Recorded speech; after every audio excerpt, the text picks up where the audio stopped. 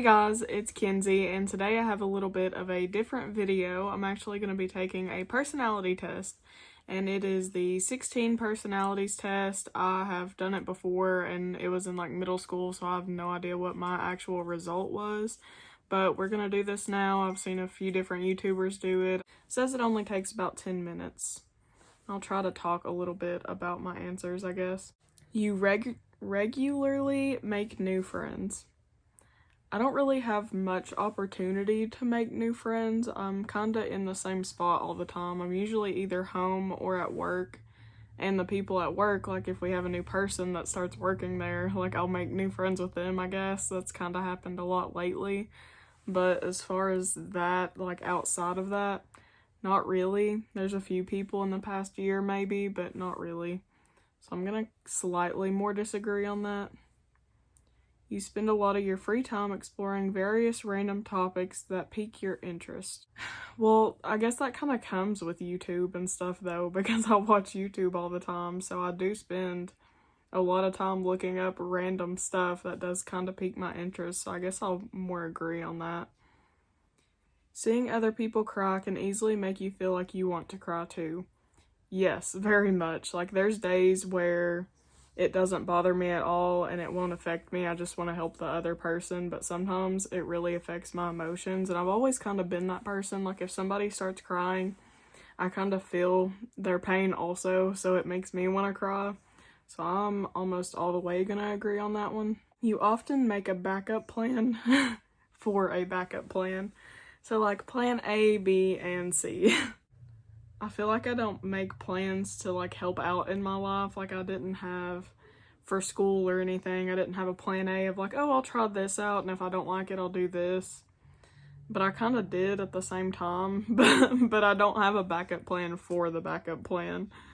So I'm gonna like mostly disagree on that. Because I'm just kind of going with the flow for the most part now, because even if I'm talking about school, that was a few years ago now, so that doesn't even pertain to now. You can usually stay calm even under a lot of pressure. Usually I do okay, but not really, because I have a lot of anxiety with stuff. I'm gonna kinda disagree on that one because I usually don't stay very calm, but I can keep it together for the most part. At social events, you rarely try to introduce yourself to new people and mostly talk to the ones you already know. Definitely. I'm really bad at especially first talking to new people. It doesn't matter where it is. Like if I don't know the person, it's a lot harder for me to talk to them. Like I work in retail, so if somebody at work comes in and like we have customers, it's a little bit easier because that's kind of my job. But even then, like there's only so much you can say to somebody you don't know. So I'm gonna mostly agree to that one. You prefer to completely finish one project before starting another. I would prefer to do that, but if you're asking what I actually do, no, because I'm not organized at all. I will start a bunch of different stuff and not finish them. So I'm gonna kinda agree on that one. You are very sentimental. Yes. For the most part, I keep, like, if anybody gives me anything, if you give me a note, which I was talking to somebody about this yesterday, if you give me a note or, like, a little 25-cent ring out of a gumball machine or a bouncy ball or whatever, I will probably keep it for years and years. And, like, I still have a lot of stuff from, like, my middle school, like, my first boyfriend and then, like, other people. One of my friends wrote on a receipt, I worked with her, and I kept it in my wallet for years and years, and I still think it's in one of my wallets that I don't use anymore. But like it was so nice. She wrote a little, "I love you, I'm gonna miss you," because we were gonna stop working together soon. I think I was leaving, and I keep that stuff for a really long time. So I'm gonna completely agree on that one. You like to use organizing tools like schedules and lists. I like the idea of it, but I don't really do that. So I feel like I can't agree to that. Like it would be nice to be that person, but I'll buy like notebooks or a planner and I will never ever look at them. Even my phone, like I have the calendar and I'll put something in it and I will not look at that. So I'm gonna mostly disagree on that just because I would kind of like to do it, but I don't. Even a small mistake can cause you to doubt your overall abilities and knowledge. Sadly, yes. But it does make me feel pretty dumb for the most part. But I know mostly my abilities, so I know I'm not dumb all the time. But I'm gonna agree on that one. Not all the way, but mostly. You feel comfortable just walking up to someone you find interesting and striking up a conversation. No. I'm really uncomfortable that I'm gonna say the wrong thing when I try to talk to somebody anyways. Like, even if it's one of my friends, I'm like, I'll say something stupid. Like, it's inevitable. But just walking up to somebody I find interesting, that would probably intimidate me, to be honest, just to try to start a conversation like that. And I swear, I feel like I used to not be that way, but now I am, because I feel like people are gonna judge me, I guess. You are more inclined to follow your head than your heart when it comes to people or something, I guess. You kind of follow your heart a little more than your head, but just in general, I prefer to listen to my brain and use common sense, I guess. So I'm gonna kind of agree on that one. I am a very sentimental person as far as that goes, and I feel like I do use my heart a lot, but I also think a lot, so that's kind of hard. You usually prefer just doing what you feel like at any given moment instead of planning a particular daily routine. 100% because I cannot like make a schedule and plan stuff out. I can't say I'm gonna do this and this and this because I will change my mind. And if I don't feel like doing something and I have like a schedule of like I'm gonna do this tomorrow and then I wake up and I don't feel like doing that, then I'll feel bad because I kind of like promised myself I was gonna do that. I'm just gonna fully agree to that. You rarely worry about whether you make a good impression on people you meet.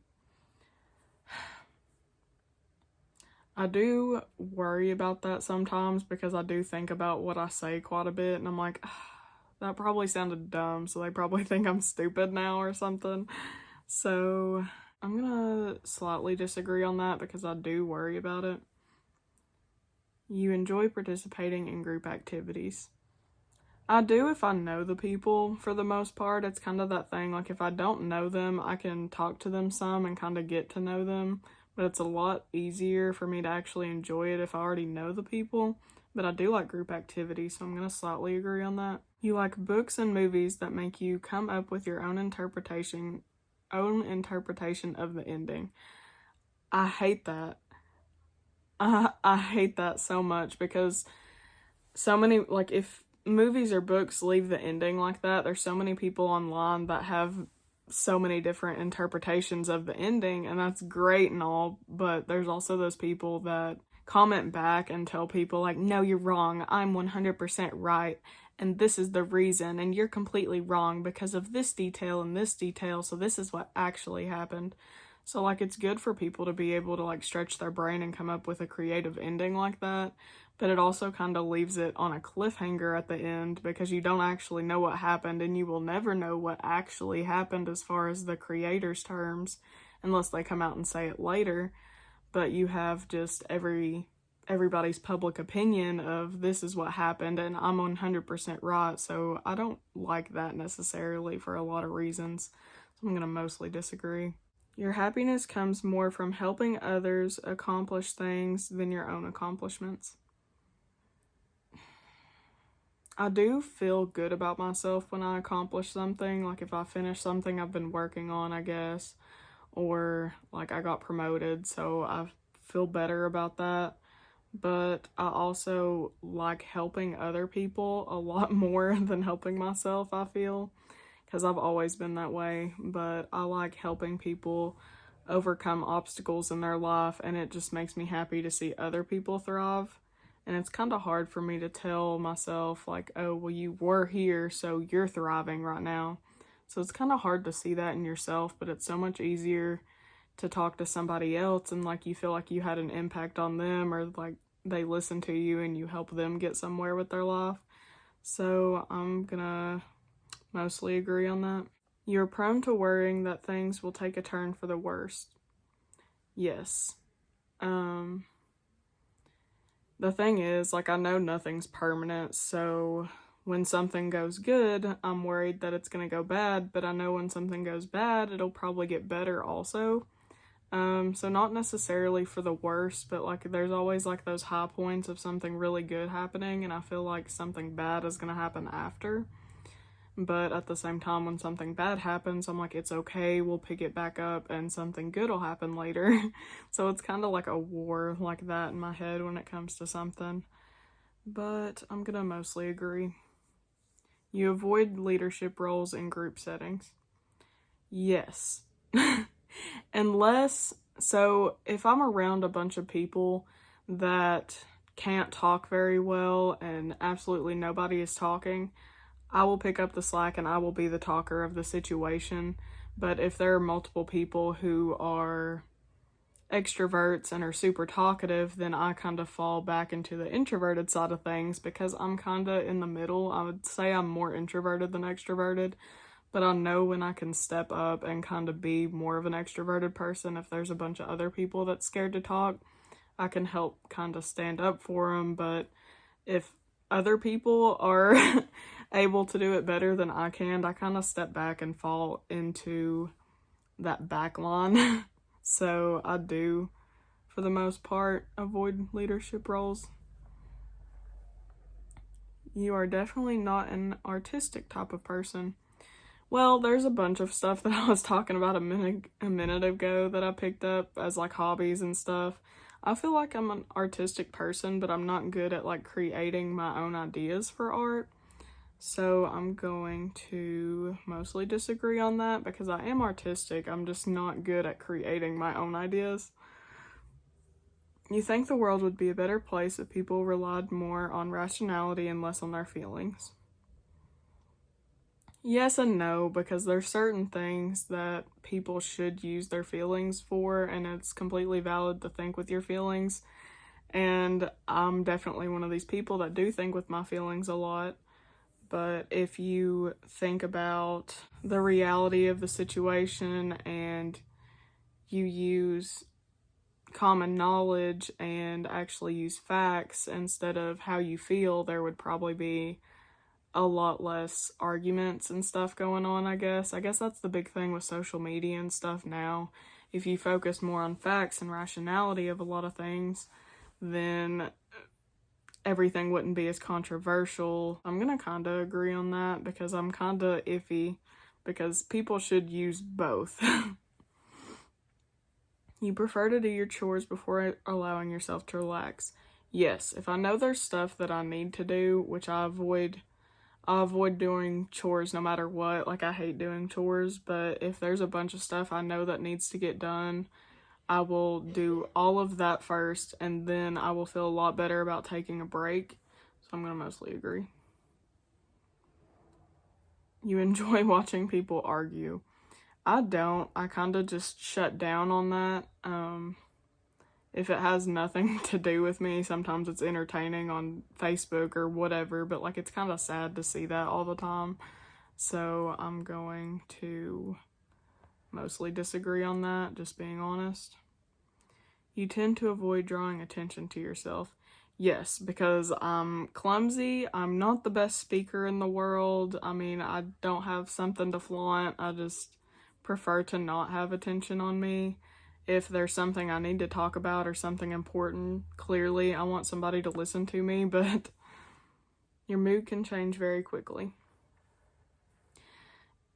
It does. I would say I can go from like happy to sad or sad to happy for the most part pretty quick, and then sometimes there's days where I'm really happy and it'll stay that way, and then some days there's days where I'm really upset and it'll stay like that for hours or whatever, but I feel like my moods change quite a bit.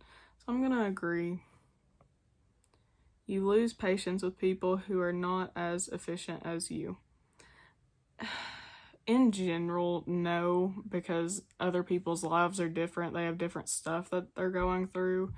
But as far as like if we're at work if we're working. Like, I mean, that's what you're paid to do, I guess, but it still doesn't even bother me that much because people have different stuff going on, so they might not feel as productive that day. It's just when they kind of stay like that, because then it just feels like they're not trying at all, you know?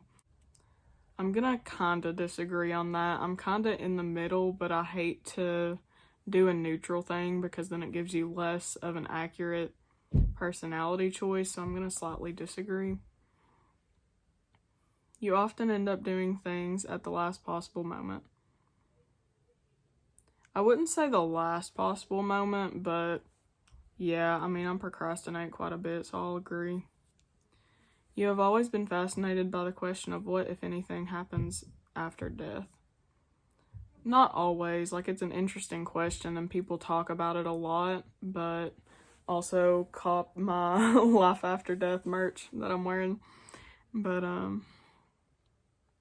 I mean, it's fascinating, but people argue about that stuff too a lot, which is just frustrating for the most part. But it is fascinating, so I wouldn't say always, so I'll slightly disagree, but it is fascinating. You find it easy to empathize with a person whose experiences are very different from yours. Used to, it was hard for me to, like, if I understood someone was sad, I could connect that, and like I said, I also will feel sad, but as far as experiences go, I didn't understand their experiences were different, and I was kind of like, why don't you just do this? And I kind of understand that more, a lot more now, but it's still kind of hard to fully grasp that knowledge because you weren't in the situation. But empathizing is a little bit different than understanding, so I'm going to mostly agree on that. You usually postpone finalizing decisions for as long as possible. When it's big decisions, yeah, I usually try to make sure that's what I want. You rarely second guess the choices you have made. No, I second guess stuff all the time. Like, even if I postpone finalizing decisions, like the previous question, I mean, I still think, am I doing the right thing, or did I make the right choice? Did I do this right? So I'm going to mostly disagree. After a long and exhausting week, a lively social event is just what you need. No, when it has been an exhausting week, I literally just want to stay home and kind of be by myself. I don't want to get out because that's just more stressful. You rarely feel insecure. I don't want to say I'm insecure all the time because I'm not, but it's definitely not rarely because I do get insecure about a lot of things. I mean, my weight's one of them. I get acne still, and I'm almost 21 years old, and like, yeah, there's people out there like that, and that makes me feel better because, I mean, people nowadays, they just have like smooth skin and they're pretty and everything, so like that stuff makes me feel a little bad. And even smarts, like, I used to rely on that a lot, but I've realized that I'm not as smart as I used to be, so it kind of makes me feel dumb. So I'm going to disagree on that one, but I'm not going to fully disagree because it's not like I'm constantly insecure. You often spend a lot of time trying to understand views that are very different from yours. I don't spend a lot of my time doing that. I do, if I come across something like that, I will kind of look at it at both sides, and that's kind of my whole personality because I usually don't end up picking a side on a lot of things. I'm kind of in the middle because I understand everybody's point of view. Of course, there are things that I am sided on, just I can understand where people are coming from with a lot of stuff. But I don't spend a lot of time trying to. I'll slightly agree just because I'm kind of in the middle on that, and I feel like it's more agree because I do try to understand. You are still bothered by mistakes that you made a long time ago.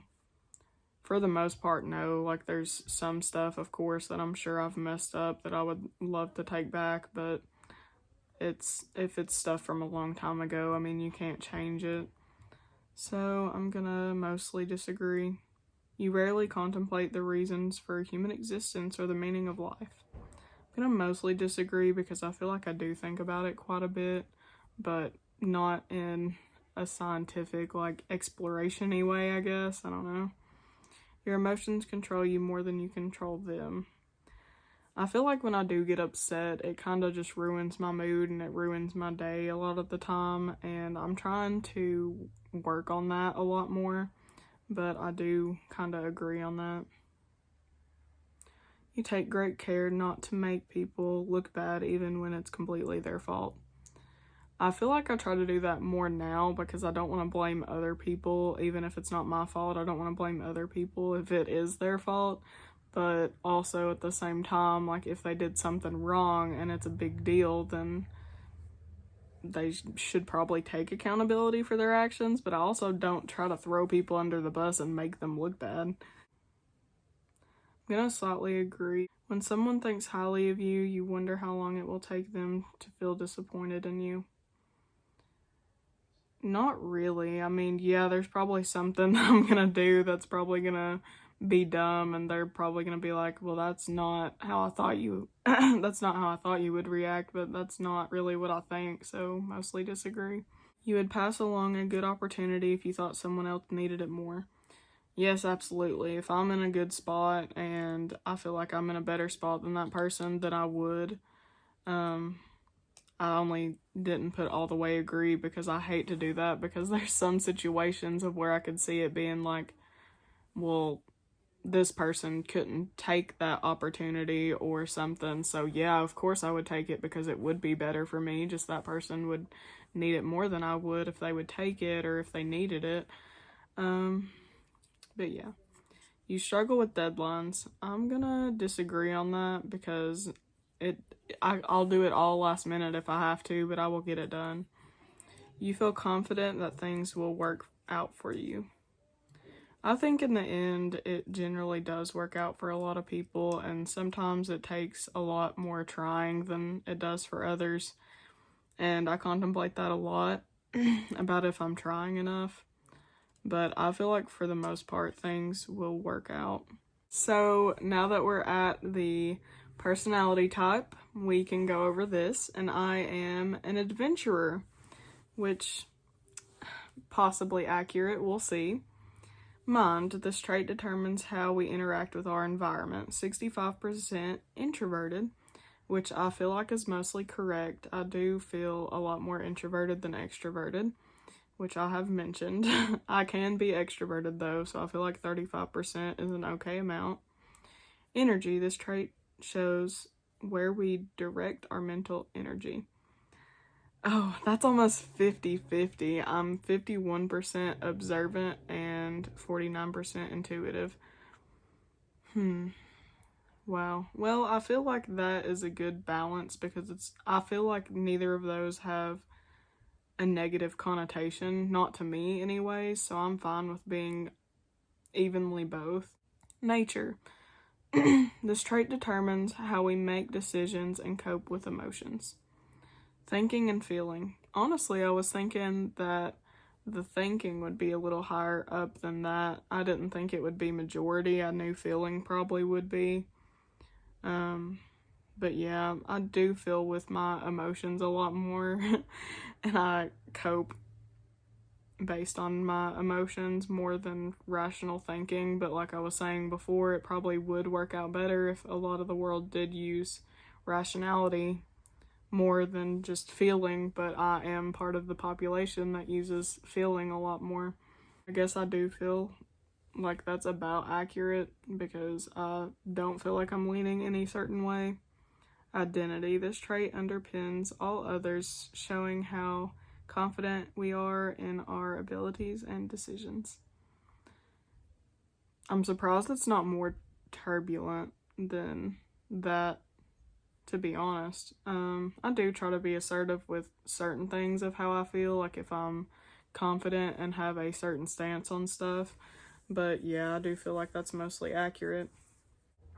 Adventurer strengths. Charming. People with the adventurer personality type are relaxed and warm, and their live and let live attitude naturally makes them likable and popular. Sensitive to others. Adventurers easily relate to others' emotions, helping them to establish harmony and goodwill and minimize conflict.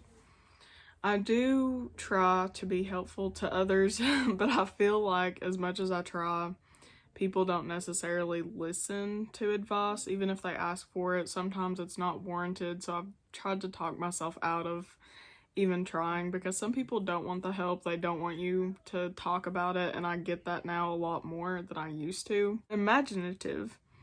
Being so aware of others' emotions, adventurers' personalities use creativity and insight to craft bold ideas that speak to people's hearts. While it's hard to explain this quality on a resume, this vivid imagination and exploratory spirit help adventurers in unexpected ways. Passionate. Beneath adventurers' quiet shyness beats an intensely feeling heart.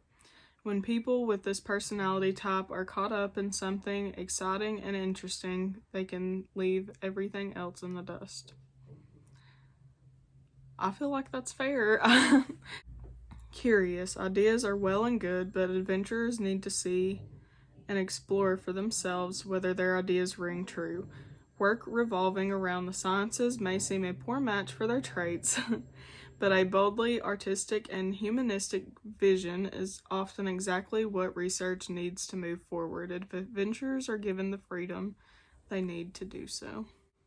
I feel like I do need to actually see things work out before I guess I believe that they will work out, because I'm more of a seer than like, especially if people talk about something, I'm like, I don't know about that, but if I see it working, then it's more likely to work, I guess. Adventurers are able to show their creativity in tangible ways with stunning beauty. Whether writing a song, painting an emotion, or presenting a statistic in a graph, adventurers have a way of visualizing things that resonates with their audience. I feel like how I was talking about art, like I painted yesterday, and the first time in a long time because my mom wanted to paint. That was the first time I painted in a long time, and my issue is I can't come up with ideas. Like if I'm working on a piece and I usually have to come up with an idea from somebody else's stuff, or come up with inspiration, like literally from somebody else's artwork or something I've seen online. I'll see something, I'll be like, oh, I'll try to do that. And then if something like that doesn't work out, if I try it and it doesn't work, then it turns into something completely different and I come up with ideas then. But as far as just coming up with ideas and being like, oh, I should jot that down, that sounds perfect, that's a new idea, I feel like I'm not super creative in that aspect. Like even with YouTube, that's why at the end of every video I usually say, hey, comment what you guys want to see next, because I don't have very like rare ideas. Adventure weakness. Oh boy, let's get into it now. Fiercely independent, freedom of expression is often adventurers' top priority. Anything that interferes, like traditions and hard rules, creates a sense of oppression for adventurer personalities. This can make it more rigidly structured academics and a work challenge. Again, like I was saying earlier, I'm not one of those people that's like, oh, I hate conformity, I have to stand out. Like, I'm not that kind of person, so I'm not that that super independent. I kind of just do whatever's thrown my direction. Unpredictable. Adventurers dislike long-term commitments and plans. The tendency to actively avoid planning for the future can cause a strain in adventures, romantic relationships, and financial hardship later in life. Easily stressed. Adventurers live in the present, full of emotion. When situations get out of control, people with this personality type, especially turbulent ones, can shut down, losing their characteristic charm and creativity in favor of gnashing teeth. Overly competitive. Adventurers can escalate small things into intense competitions, turning down long-term success in their search for glory in the moment, and are unhappy when they lose. I could kind of see that with certain things. There's not like real big picture stuff in my life that's gonna like make or break my life. that I've had to be put into a situation with, I guess. So as far as a big thing that's overly competitive that could flush down my long-term success down the drain, there's nothing that's happened yet, but I guess this could be foreshadowing. But I do kind of get unhappy when I lose a game or something. I do try to make things less competitive. I do have those thoughts in my heads with some things, but it's kind of obnoxious to be openly competitive about stuff, especially when it's not something that needs to be a competition. I just read the point for the next one and I haven't even read the paragraph yet. Fluctuating self-esteem. It's demanded that skills be quantified, but that's hard to do with adventurers' strengths and sensitivity and artistry.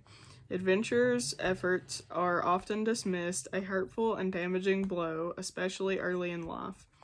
Adventurers can start to believe the naysayers without strong support.